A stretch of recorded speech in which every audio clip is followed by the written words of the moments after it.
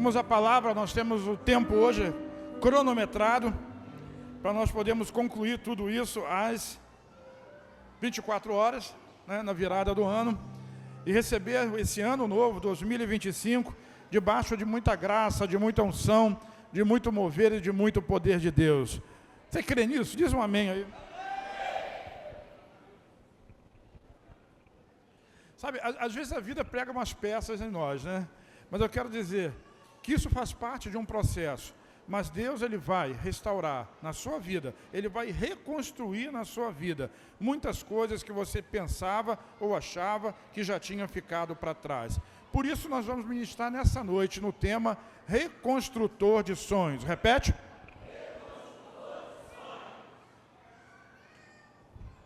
Deixa eu fechar o último botãozinho aqui da camisa, para o vento não bater aqui e ficar assim, expondo algo que ninguém precisa ver. É muito pessoal, afinal de contas.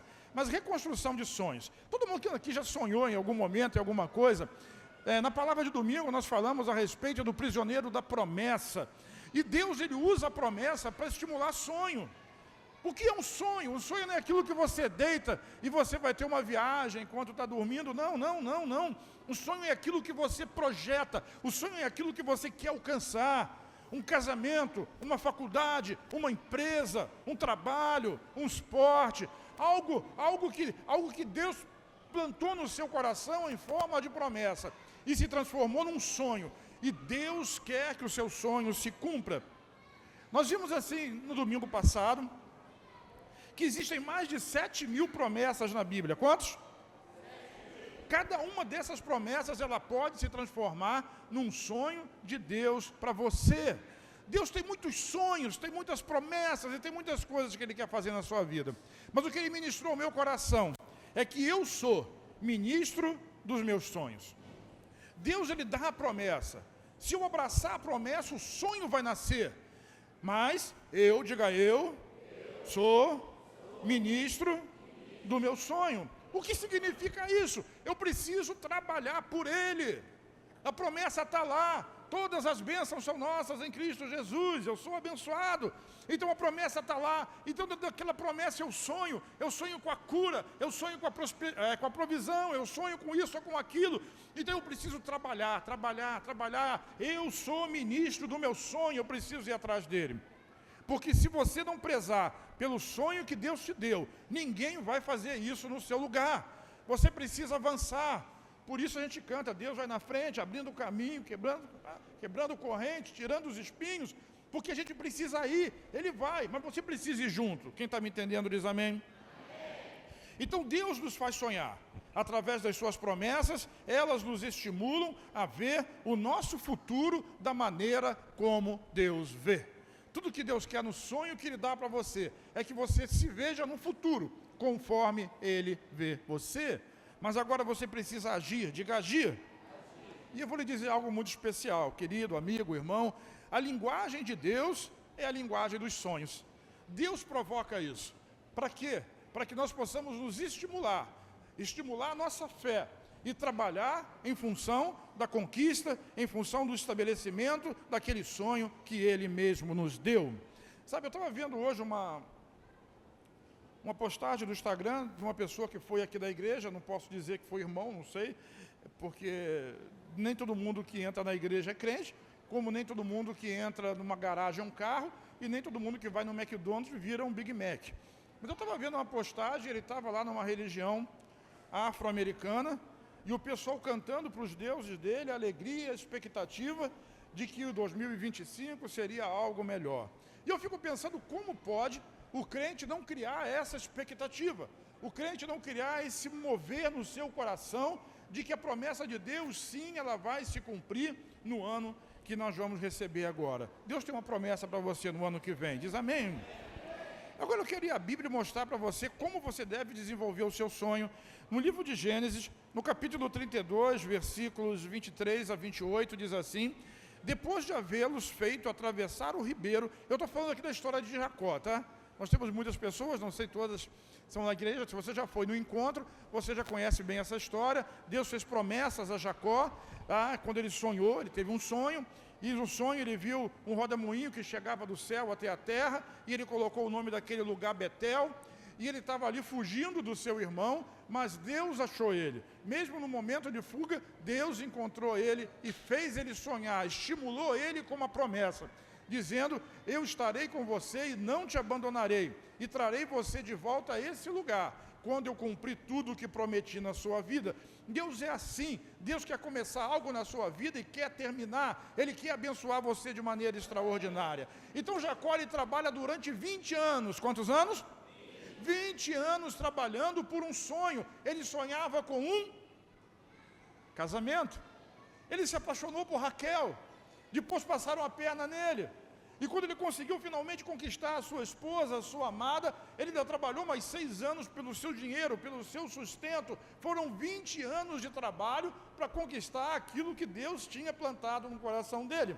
E às vezes nós somos uma geração de fast food, que a gente quer chegar e pegar logo tudo pronto, resolver o problema. Está tudo resolvido, eu vou ali, me sirvo rapidamente na bandeja lá do self-service, mas eu não tenho a paciência de esperar um prato ficar elaborado e ser preparado para poder satisfazer a minha fome.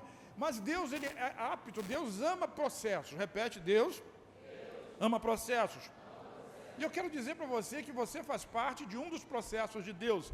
Você faz parte do sonho de Deus. Deus, em algum momento, sonhou com você e encaixou você dentro de um processo. Ele está preparando você para coisas extraordinárias. Eu digo amém sobre a sua vida. Então, voltando ao texto, eu só estava fazendo aqui uma base para você entender. Gênesis 32 diz assim: depois de havê-los feito atravessar o ribeiro, fez passar também tudo o que possuía, e Jacó ficou sozinho. Repete a frase. Então Jacó ficou sozinho. Veio um homem que se pôs a lutar com ele até o amanhecer. E quando o homem viu que não poderia dominá-lo, tocou-lhe na articulação da sua coxa, da coxa de Jacó, tocou na articulação da coxa de Jacó, de forma que ele deslocou a coxa enquanto lutavam. Então o homem disse: deixa-me ir, pois o dia já desponta. Mas Jacó lhe respondeu, vamos juntos aqui? Não. Vamos de novo?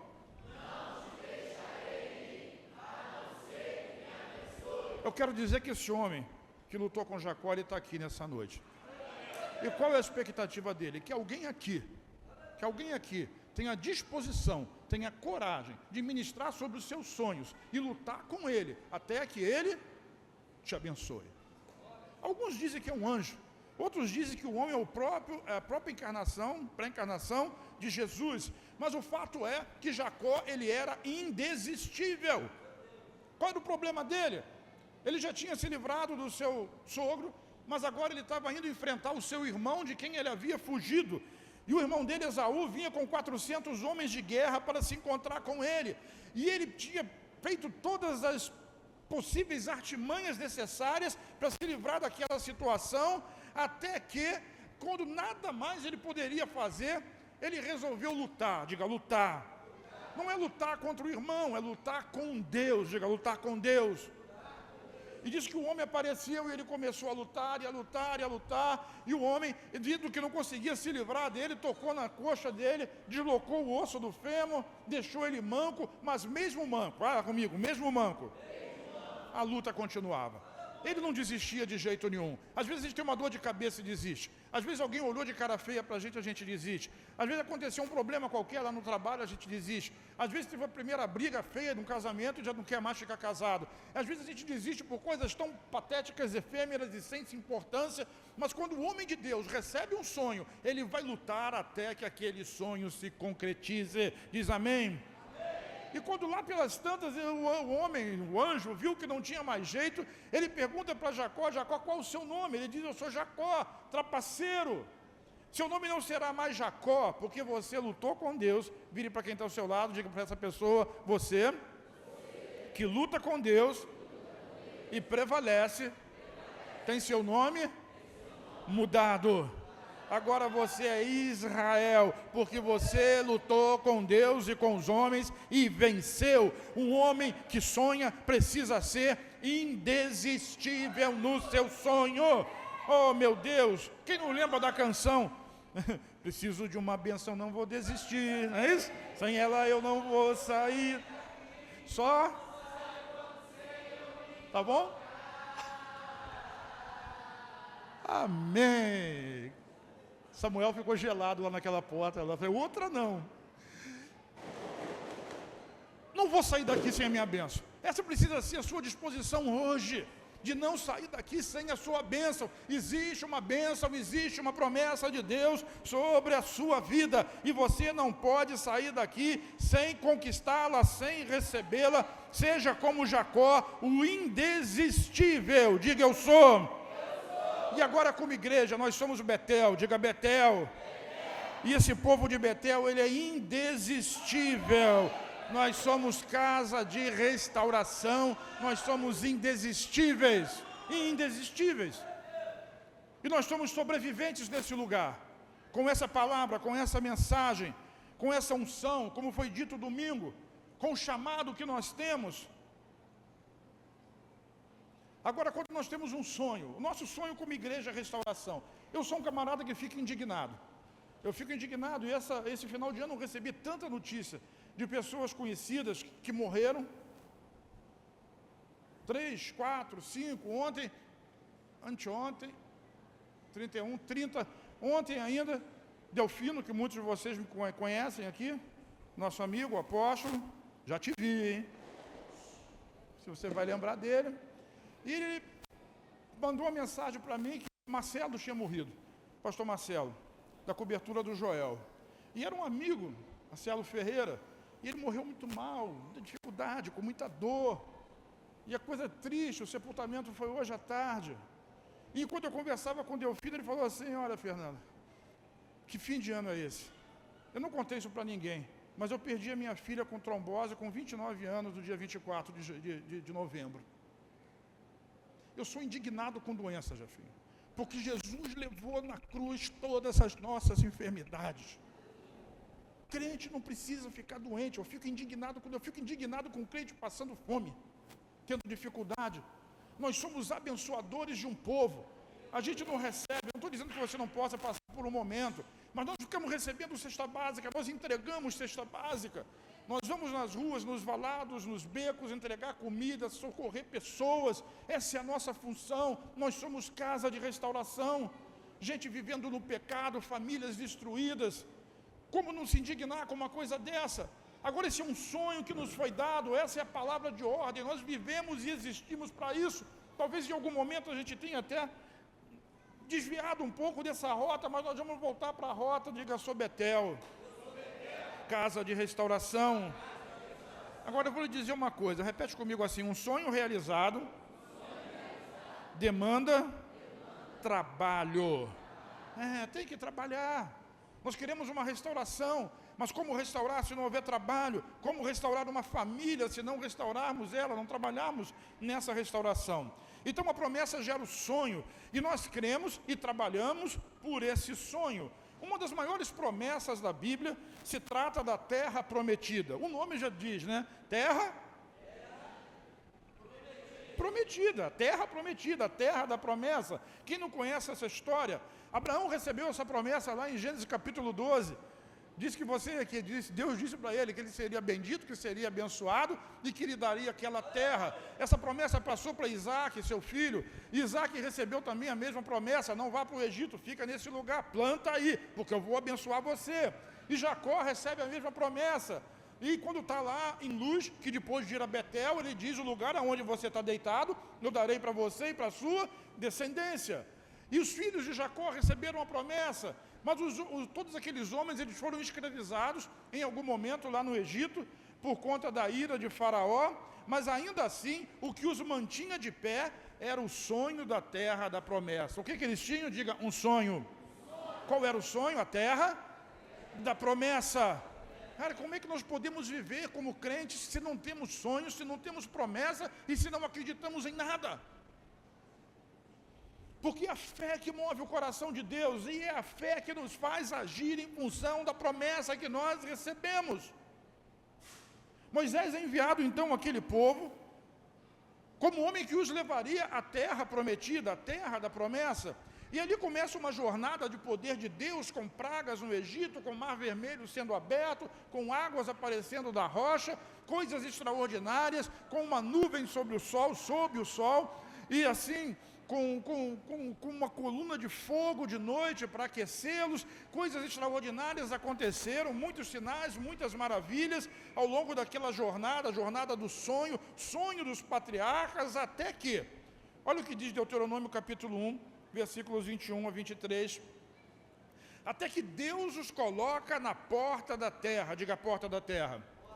Sabe, eu vou dizer uma coisa para você, às vezes você está tão perto de incredulidade da sua vida, coloca você lá para trás. Por isso é preciso crer e é preciso continuar crendo e trabalhando pela sua promessa. Olha o exemplo aqui, vejam, o Senhor, o seu Deus, pôs diante de vocês essa terra. Diga assim, a minha promessa está diante de mim.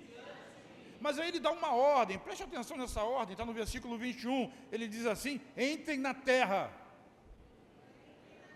Vamos, me ajuda. Qual é a ordem que ele deu? Ele trouxe o povo até a porta da terra. E agora disse assim, agora é com você. Você precisa entrar na terra. Você não vai conquistar a sua namorada longe dela. Precisa se aproximar. Você não vai conquistar o emprego do seu sonho se você não for atrás dele. Você não vai conseguir aquele cargo público se um momento qualquer você não fizer o concurso e não se preparar para aquilo. Então Deus estava dizendo, entre na terra, está aí a terra, entre na terra. E ele disse mais, uma segunda ordem, qual foi? Tome posse dela. Diga, tomar posse.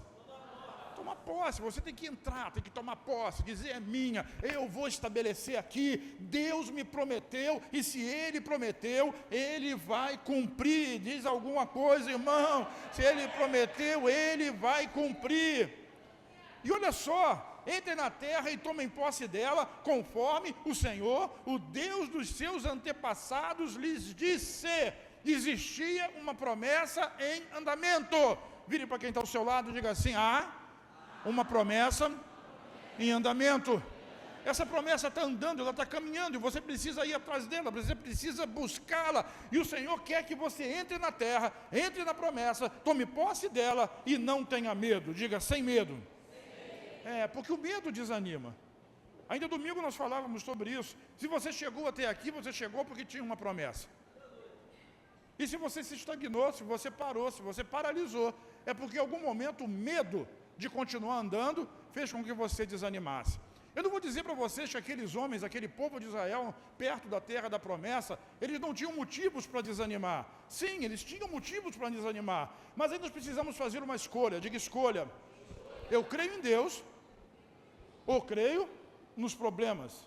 Ou eu creio que Deus vai me conduzir, ou eu acredito que os problemas vão me superar. E essa é a escolha da fé que nós precisamos fazer.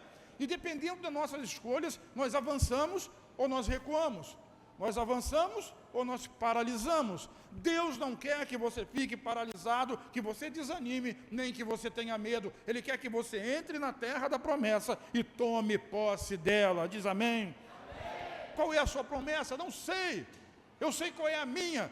E eu já decidi colocar os pés sobre ela, desenvolvê-la até conquistá-la. Glória a Deus.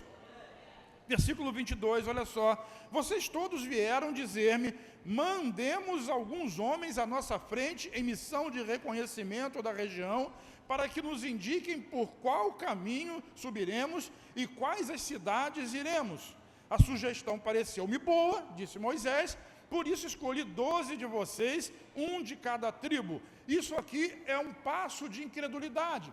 Talvez você pense, isso é um passo racional. Vamos olhar primeiro a terra, vamos ver quem está lá, vamos ver qual vai ser o nosso tipo de luta, a luta que nós vamos ter que traçar. Mas Deus levou ele na porta e disse, agora você entra e tome posse. Aí eles olharam a terra, deve ter visto alguma coisa e disse assim, vamos mandar alguém lá olhar primeiro.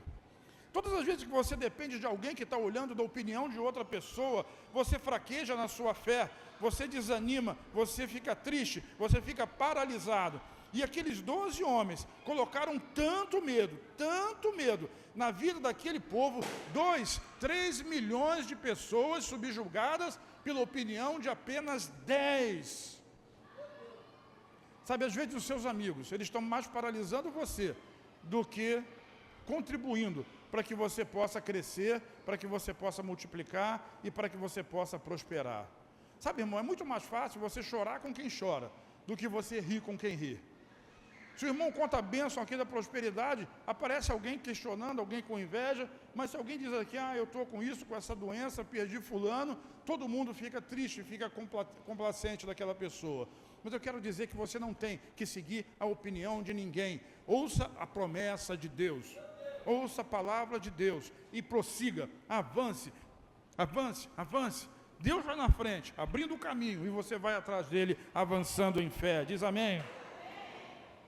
Quando nós pulamos um pouquinho mais na frente, no versículo 26 a 28, diz assim: vocês, Moisés diz, contudo, não quiseram ir. O que Moisés disse? Lê para mim ali. Quem não quis ir?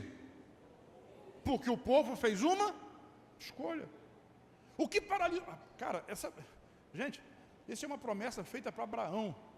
Você pode botar aí 600, 700 anos, gerações estavam ali velando por aquela promessa, algo extraordinário. E agora quando chega o cara que tem a possibilidade, a oportunidade de fazer e de conquistar aquilo que foi prometido lá para o patriarca, eles resolveram não entrar. Repete, eles não quiseram ir. Como é que Deus encara uma pessoa que não avança na promessa dele, no sonho que ele deu? Ele considera essa pessoa rebelde. Diz assim: se rebelaram contra a ordem do Senhor, seu Deus. Diga assim: eu não sou rebelde com relação à promessa de Deus na minha vida.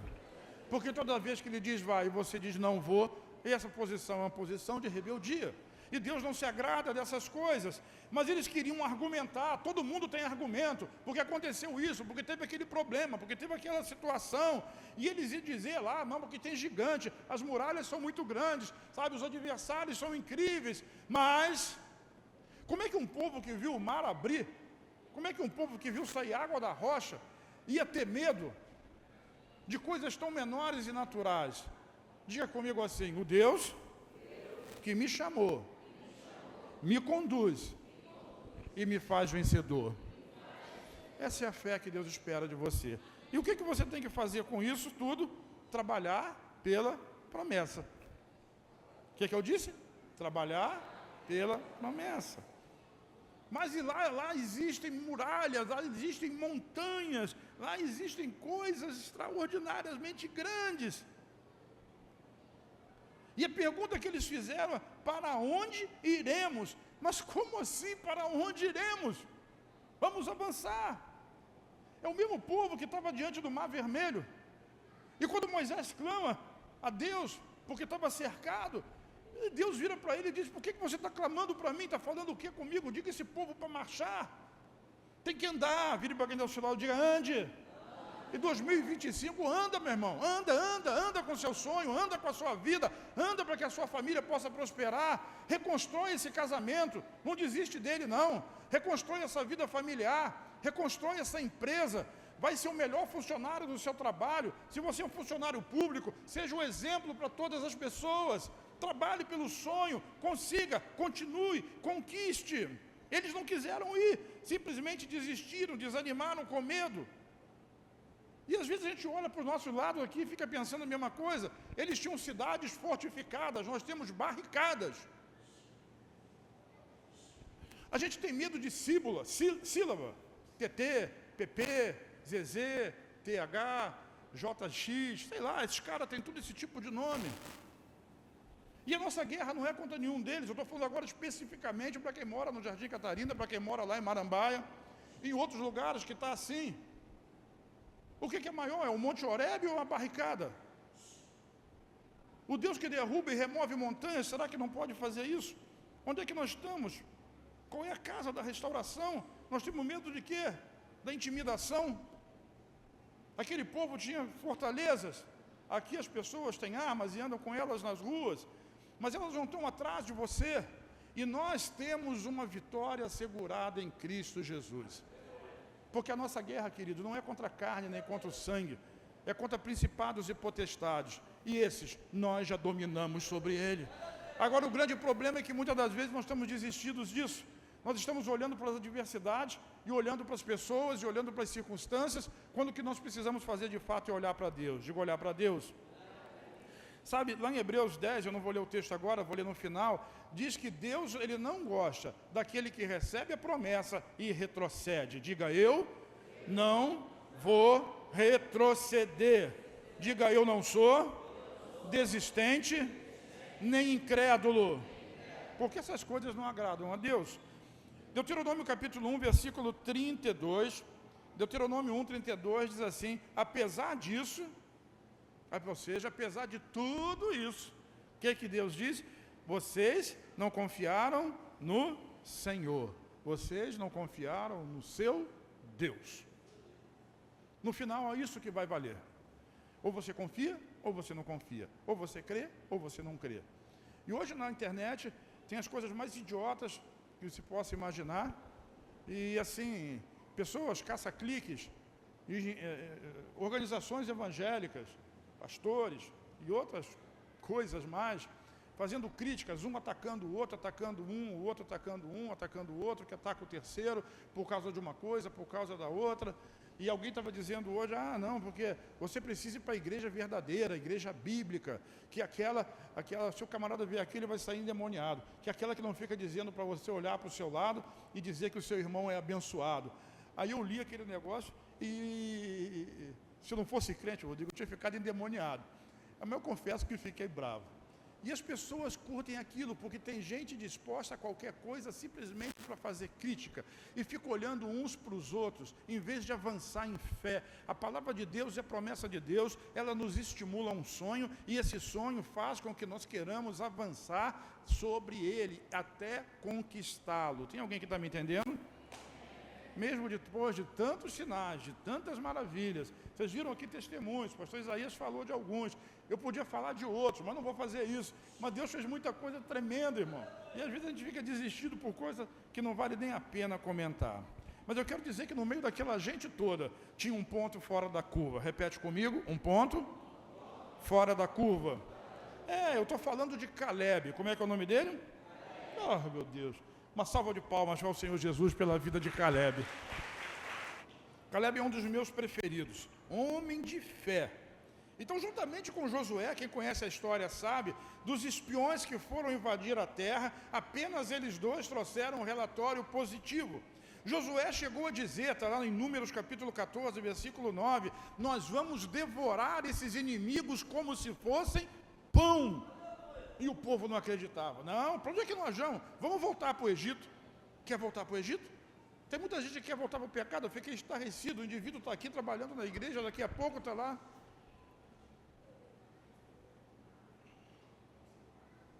E sabe o que eles queriam fazer?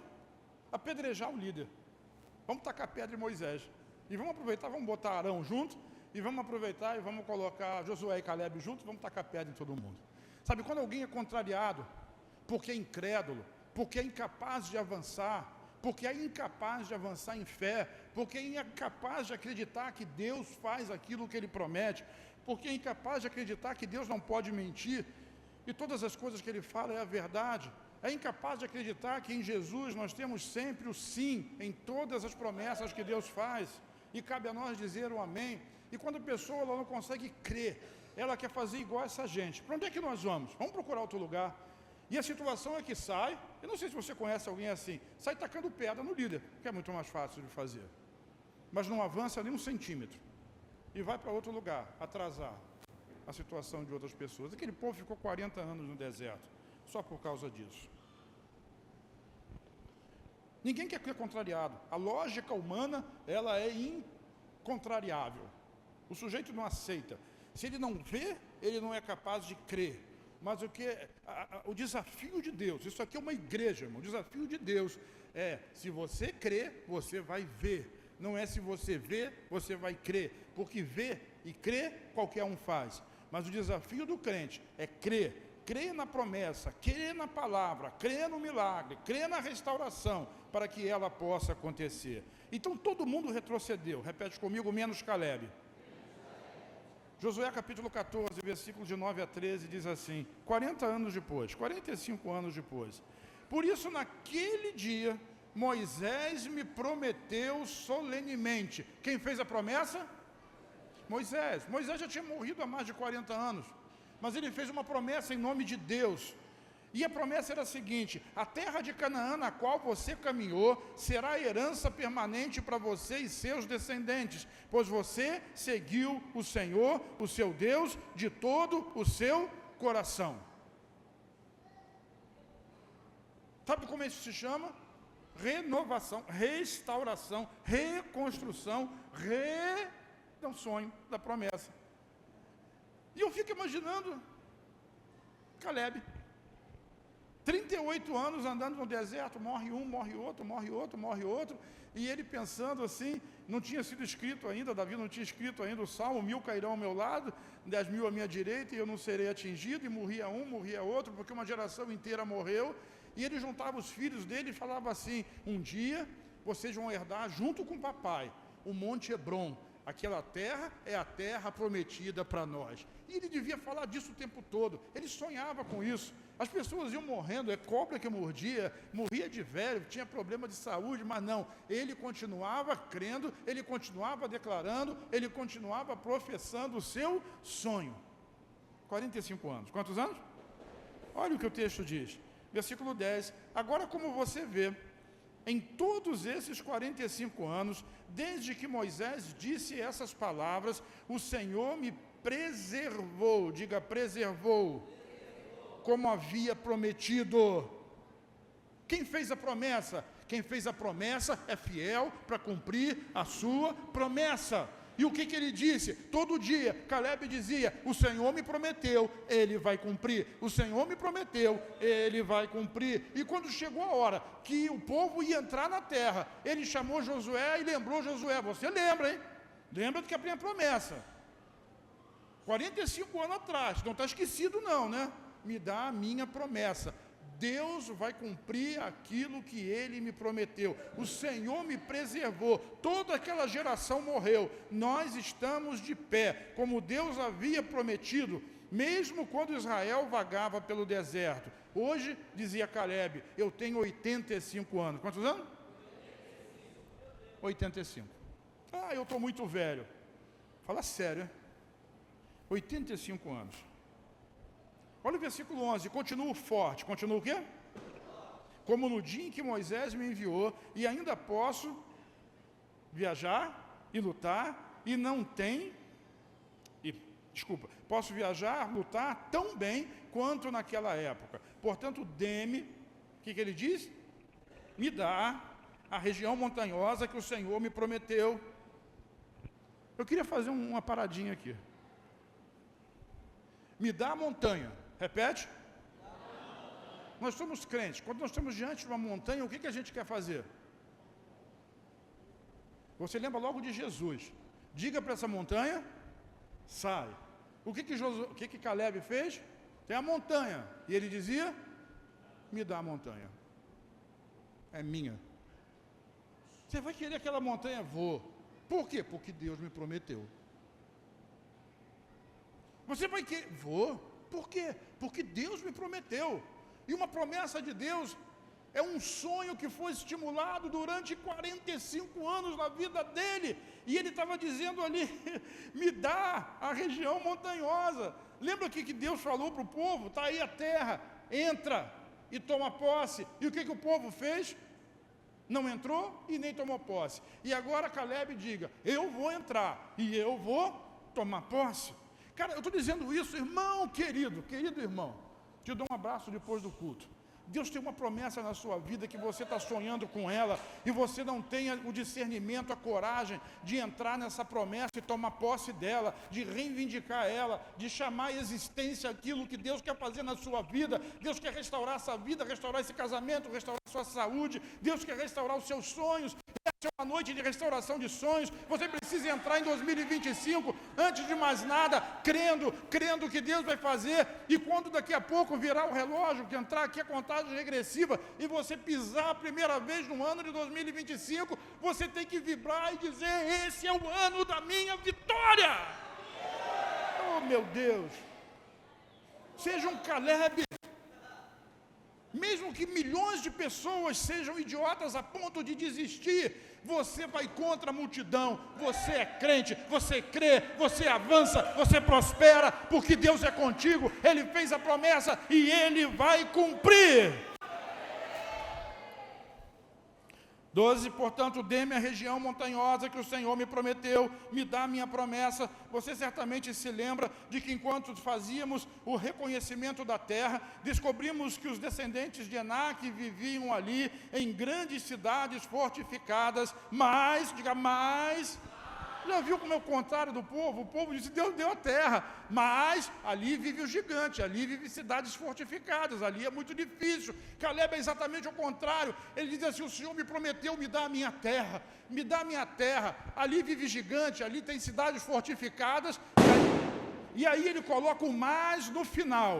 Sabe que esse mais, né? Se você pode transformar ele em porém, é o M-A-S, que você aprendeu na língua portuguesa. Se você coloca o mais antes, você é um derrotado. Se você coloca o mas depois, você é um vencedor.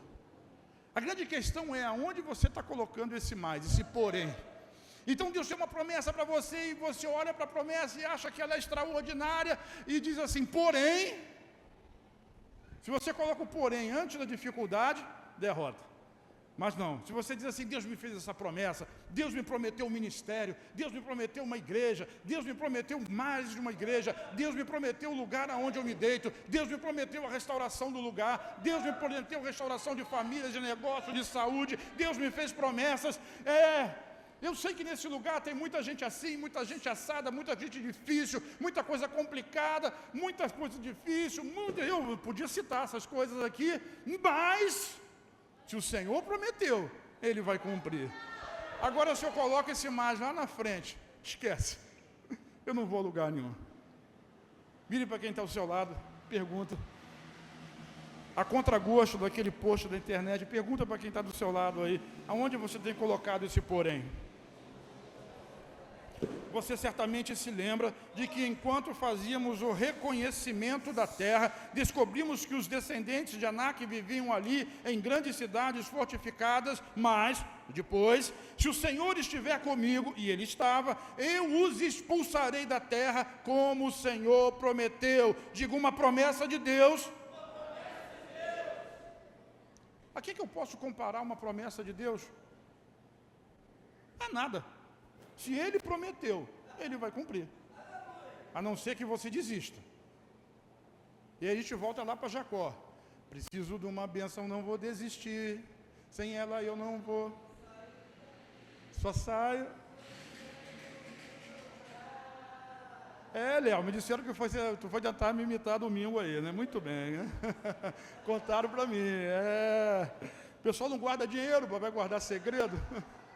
Mas não desanima, não. Deus também te deu uma terra onde você se deita, você é discípulo dessa igreja, e Deus vai te dar a conquista daquela terra, em nome do Senhor Jesus. E quando os problemas começarem a se levantar, nunca coloca o mais antes do problema, coloca o mais depois. Diga: o Senhor vai estar comigo e vai me dar a vitória. Diz amém, irmão. Dá um aplauso a Jesus.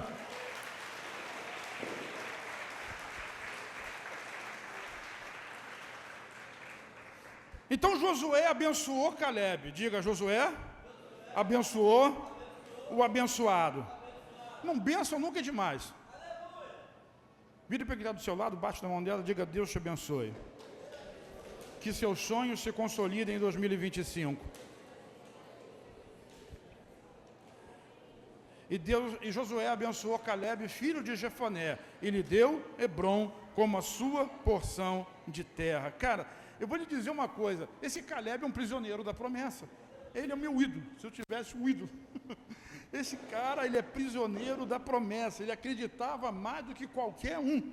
Esse é o cara, meu Deus do céu. Ele diz, eu os expulsarei da terra como o Senhor terra, como Ele prometeu. Eu digo amém para isso. Agora é preciso tomar uma decisão. Nós estamos chegando no final. E eu não posso dizer todas essas coisas e deixar você embora sem tomar uma decisão. Sim, todos nós precisamos nos posicionar diante da promessa. E eu vou dizer uma coisa para você, promessa é igual lei. Quando você faz uma barbeiragem no trânsito e não conhece a lei e o guarda para você e multa você, não adianta você dizer para ele assim, eu não sabia, porque é obrigação sua saber. É obrigação de todo cidadão brasileiro conhecer as leis brasileiras. Para quê? Para não descumprir elas. Então não adianta você dizer eu não sabia. Eu não sabia não serve diante da justiça. Então eu estou dizendo para você que diante da promessa, o eu não sei, eu não conhecia e eu não sabia, também não serve. Não é que seja uma lei, mas como é que você vai tomar posse de alguma coisa que você não sabe que existe? Como é que eu vou me apossar de uma bênção que eu não sei que existe? Então é importante que eu conheça a promessa, que eu conheça a palavra, sabe? As pessoas têm preguiça, acham que é chato, mas não, irmão. Em cada 4 versículos da Bíblia, um tem uma promessa que é sua, que você pode tomar posse dela, mas Deus não falou nada comigo, Ele deixou a Bíblia para falar contigo, irmão. Está escrito lá, é só você se apossar disso. Então todos nós temos essa possibilidade, essa oportunidade. Por isso, quando chegar diante de Deus, e a pessoa não recebeu Jesus como Salvador, porque essa é a maior de todas as promessas, não creu em Cristo, mas eu não sabia. Na minha religião, para ir para o céu, encarna 1, 2, 3 vezes, tem que fazer o bem, tem que ser isso ou ser aquilo. Não. A Bíblia diz, crê no Senhor Jesus e será salvo. Mas eu não sabia disso, infelizmente. Tem Moisés e os profetas, as igrejas estão pregando isso. Até as igrejas que brigam entre elas aí, pregam a mesma coisa. Não tem como você não saber disso, a não ser que você não queira. Então você é colocado diante de uma promessa, e essa promessa desafia você a crer, a acreditar, estimula você no seu sonho. Diga, eu tenho um sonho. Eu tenho muito, falei de alguns aqui para vocês, e eles são estimulados pela promessa. Essa semana Deus me chamou na Bíblia para ter uma conversa com Ele, e perguntou para mim, o que você espera dos próximos 21 anos? Se esqueceu da promessa? Eu dei 3 passos para trás. E Deus falou para mim, eu sou ministro do meu sonho. Porque às vezes a gente delega, né? Delega. Eu sou ministro do meu sonho. Eu preciso fazer acontecer. Se Deus deu um sonho para você, trabalhe por ele. Faz igual Jacó. Trabalhe, lute, até a sua bênção chegar. E essa promessa, ela desperta o sonho. E a nossa parte é lutar, é tomar posse desse sonho. Entre e tome posse. Às vezes nós precisamos lutar contra nós mesmos, como Jonas, que não queria pregar em Nínive de jeito nenhum. A luta dele é contra ele mesmo. Às vezes nós somos como Jó, que tinha que lutar contra a família, contra a esposa, porque a esposa dizia, desiste disso, amaldiçoa a Deus e morre, e ele disse não, e a luta dele era ali. Às vezes nós temos que lutar com Deus, como foi Moisés, que dizia, envia que tu tem que enviar. Eu não. Ô Jeremias, eu sou um menino, eu não sei falar, envia outra pessoa. Para Jeremias, por exemplo, Deus disse para ele, não fui eu que fiz a boca? Não eu que fiz o surdo e o mudo? Como é que você não sabe falar? Eu colocaria as palavras na sua boca, o que eu mandar você dizer, você vai falar. Agora levanta e vai fazer o que eu mandei. No Antigo Testamento Deus agia assim, né? Agora não, agora Ele convida. Quantos creem? Quantos querem crer em Jesus? Eu não quero, ok. Agora não dá para chegar lá no final e reclamar. Diga assim, eu estou diante de uma escolha. Josué capítulo 24, versículo 15. Diz assim, no final da vida, Josué já estava chegando nos 110 anos, ele disse, mas se vocês se recusarem a servir ao Senhor, escolham hoje, repete, escolham hoje a quem servirão. O que é servir aqui? Servir aqui é crer e a viver debaixo de uma promessa. No caso de Josué, servir ali era continuar conquistando a terra. E ele dizia mais, versículo 15 de Josué 24: escolherão servir os deuses dos quais os seus antepassados serviam além do Eufrates? Ou os deuses dos amorreus em cuja terra vocês habitam? Mas, dizia ele lá, ó, quanto a mim, repete, quanto a mim, diga eu e minha família serviremos. Essa é a hora de você fazer uma escolha. Quem quer servir ao Senhor? Fica de pé comigo, em nome do Senhor Jesus. E agora, pastor, agora nós vamos orar como nunca. Agora você vai cantar como nunca. Agora você vai orar como nunca fez. Porque essa é a hora em que o portal vai ser aberto, em que você vai entrar.